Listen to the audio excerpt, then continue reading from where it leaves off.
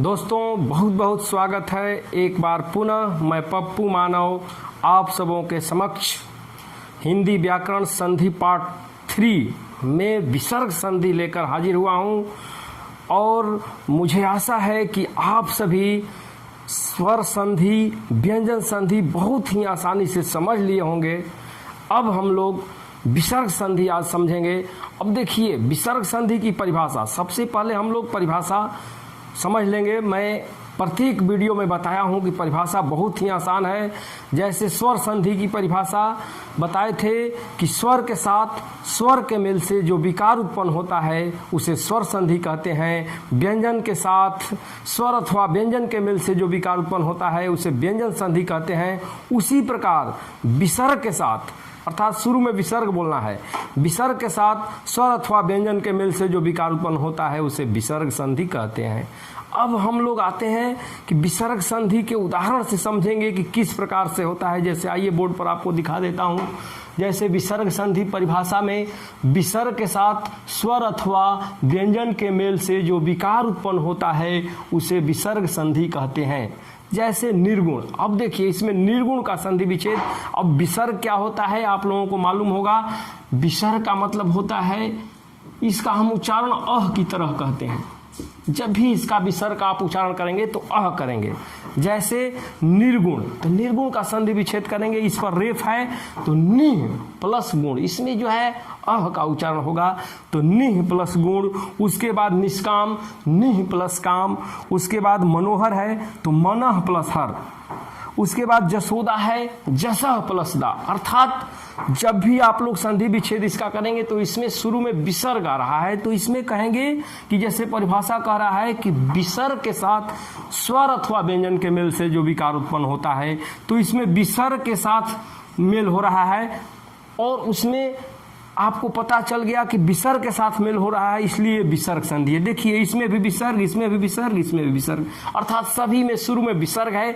तो ये आप लोग जान चुके हैं कि विसर्ग संधि का उदाहरण है। अब हम लोग समझेंगे कि ये संधि कैसे हुआ, ये संधि विच्छेद कैसे हुआ। बहुत ही आसानी से मैं आप लोगों को बताऊंगा, आप बने रहिए। दोस्तों आइए अब विसर्ग संधि की पहचान ट्रिक समझते हैं कि पहचान ट्रिक क्या है।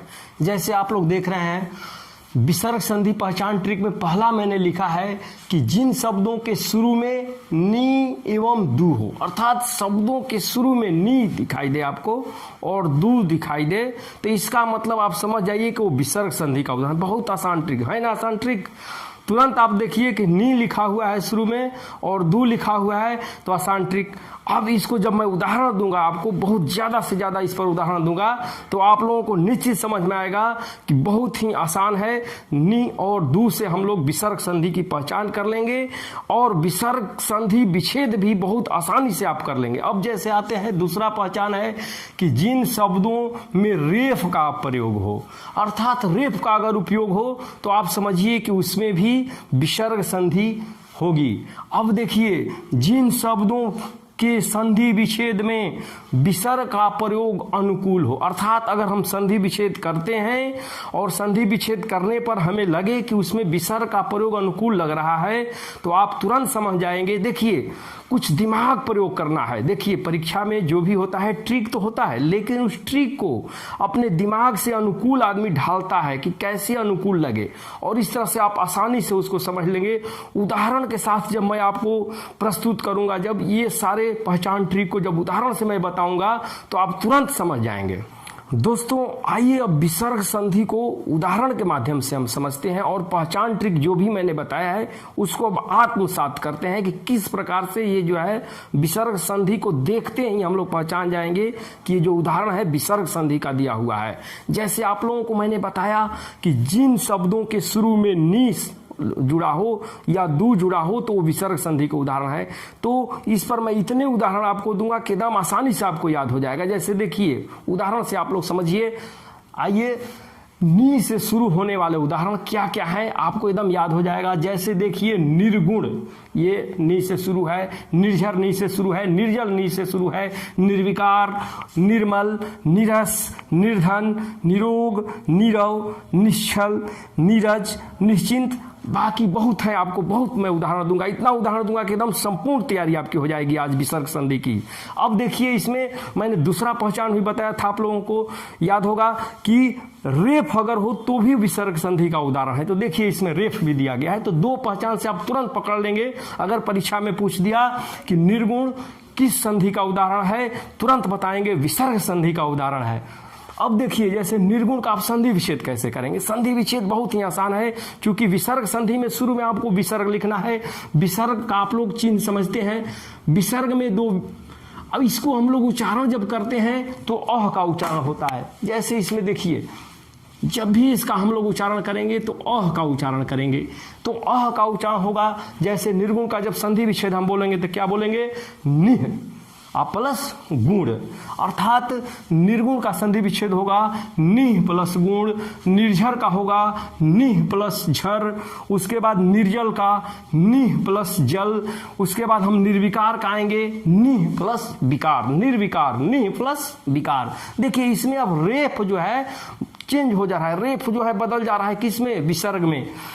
उसके बाद निर्मल निह प्लस मल, इसका भी रेफ देखिए म पे रेफ लगा हुआ है, वो जब हम संधि विच्छेद करते हैं तो विसर्ग में बदल गया और निह प्लस मल हो गया।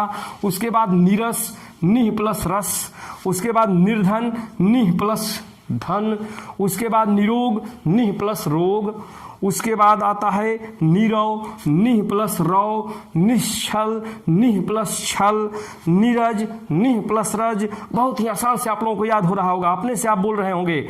निश्चिंत निह प्लस चिंत, निश्चिंत। उसके बाद निश्चय निह प्लस चय, निस्तेज निह प्लस तेज, निश्चल निह प्लस चल, निष्कपट निह प्लस कपट। अर्थात इन सभी उदाहरणों में आप देख रहे होंगे कि केवल आपको नि से शुरू हुए हैं और संधि विच्छेद जब भी करेंगे तो नि करेंगे, और उसके बाद जो भी शब्द होगा बोल देंगे, और जो विसर्ग होगा या र होगा वो जो है ऑटोमेटिक जो है लुप्त हो जा रहा है।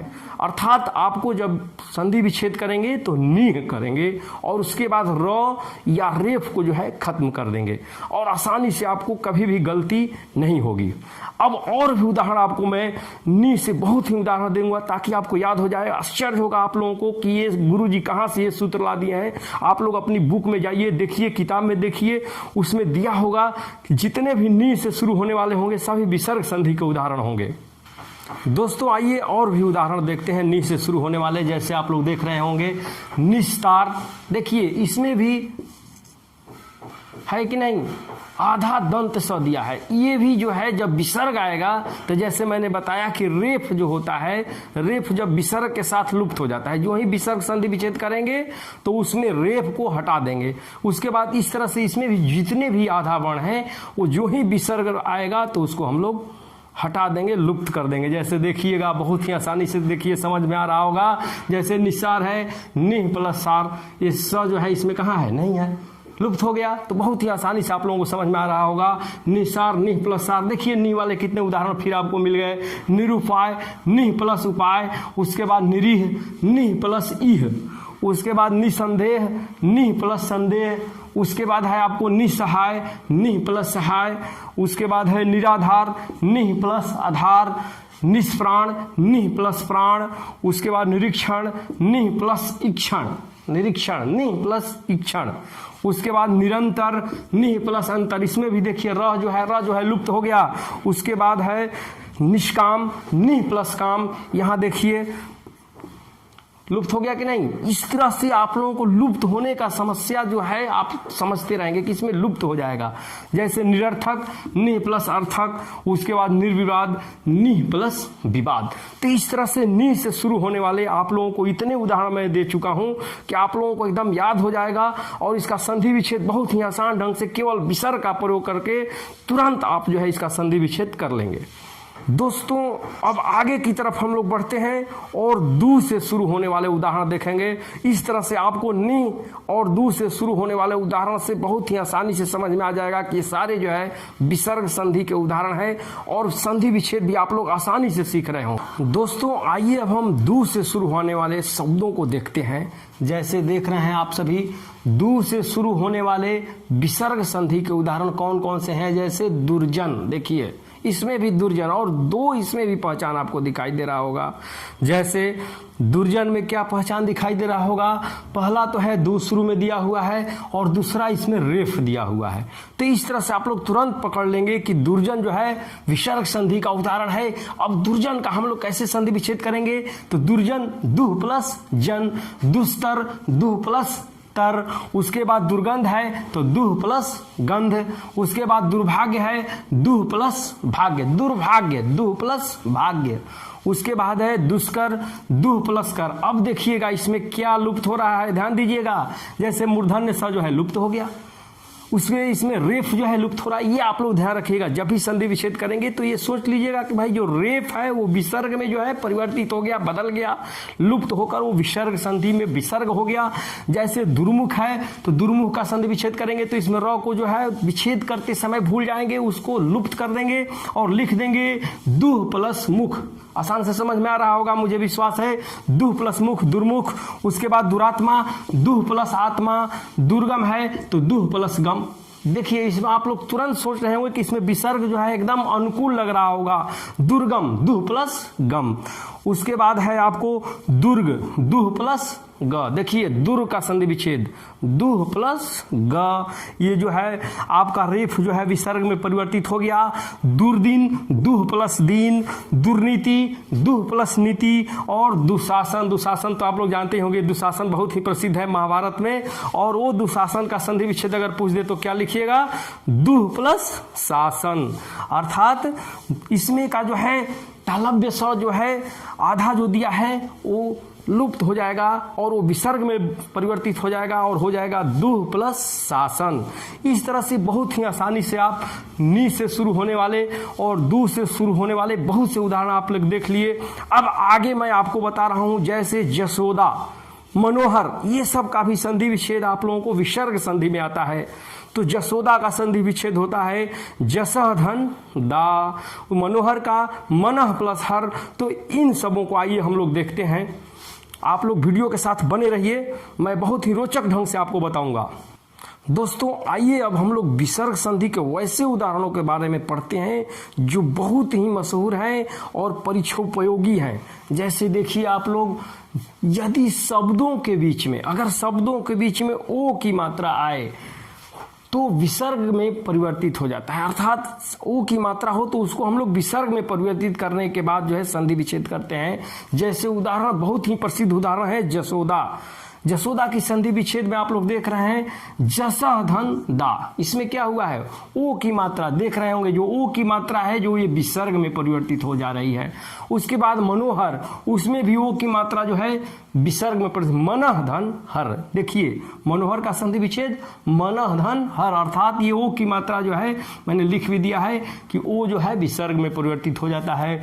उसके बाद सरोज, तो सरह धन ज, इसमें भी देखिए ओ की मात्रा जो है विसर्ग में परिवर्तित हो गया। उसके बाद मनोहर, इसमें भी मनः प्लस मनोनयन, मनः प्लस नयन, अर्थात इसमें भी ओ की मात्रा जो है विसर्ग में परिवर्तित हो गई। अब आप लोगों को समझ में आ रहा होगा आसानी से, देखिए इसमें भी ओ की मात्रा जो है परिवर्तित हो गई। मनोविज्ञान, मनः प्लस विज्ञान। उसके बाद ओ की मात्रा पयोद में देखिए पयः प्लस द, अर्थात पयोद। उसके बाद सरोवर, सरह धन वर, अर्थात इसमें भी ओ की मात्रा जो है विसर्ग में। एकदम आसान से आप लोगों को समझ में आ रहा होगा कि जब भी ओ की मात्रा आपको दिखाई दे तुरंत विसर्ग में परिवर्तित करना है और उसका संधि विच्छेद आसानी से कर देना है। जैसे पुरोहित, ओ की मात्रा विसर्ग में पुरह धन हित, पुरोहित। उसके बाद यशोधरा, यशः धन धरा। मनोविकार, देखिए मनोविकार का संधि विच्छेद मनः प्लस विकार, तो जिसमें मनो, मनो अर्थात ओ की मात्रा और वो जो है विसर्ग में परिवर्तित हुआ तो मनः, मनः प्लस विकार, मन का विकार। मनोयोग, अब देखिए इसमें भी मनोयोग, मनः प्लस योग, मनोयोग। उसके बाद पयोधर, पयः प्लस धर, पयोधर, इसमें भी ओ की मात्रा। देखिए इतने उदाहरण आपको मैं दे रहा हूं कि आपको एकदम ये नियम जो है एकदम कंठस्थ हो जाए, याद हो जाए। बस बार बार वीडियो देखते रहिए और इस तरह से आपको एकदम याद हो जाएगा। जैसे आगे देखिए पयोधर के बाद तेजोमय, इसका भी है तेजः प्लस मय, तेजोमय, ओ की मात्रा जो है विसर्ग में परिवर्तित। मनोरथ, मनः प्लस रथ।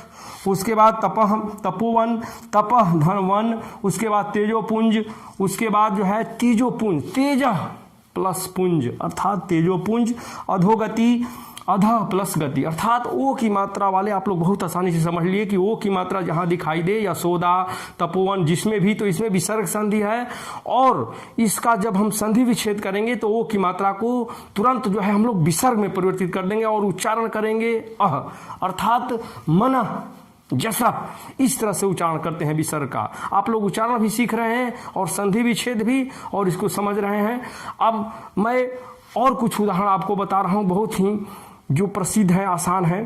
दोस्तों आइए कुछ ऐसे उदाहरण देखते हैं जो कुछ अलग टाइप के हैं, जैसे पुरस्कार। देखिए इसमें पुरस्कार है तो पूरा पुरस्कार, पुरस्कारी बहुत ही प्रसिद्ध उदाहरण है, इसलिए मैंने आप लोगों को सोचा कि मैं आप लोगों को ये भी उदाहरण प्रस्तुत कर दूं।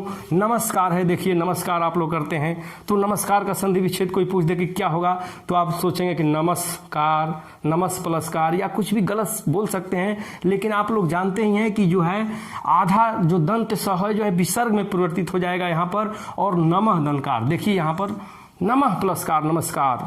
उसके बाद अत एव, देखिए इसमें विसर्ग नहीं दिखाई दे रहा है, लेकिन जब इसको संधि विच्छेद करेंगे तो अतः प्लस एव अतएव। तो कुछ उदाहरण आपको मैंने इस तरह से विसर्ग संधि, मुझे आशा है बहुत ही आसानी से आप लोगों को समझ में आ गया होगा।